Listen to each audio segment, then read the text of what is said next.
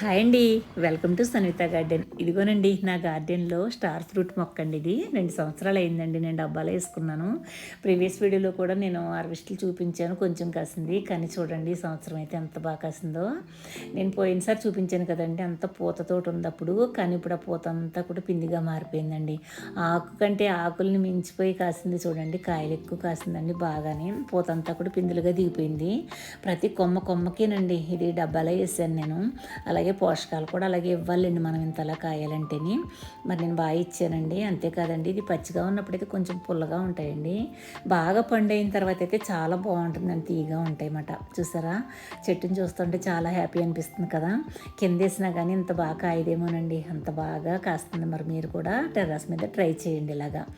చూసారా star fruit ఆరోగ్యానికి కూడా మంచిది కదండి. అందుకని మీకు చూపిస్తున్నాను. మొదట్లో కూడా కాయలు ఉన్నాయి చూసారా.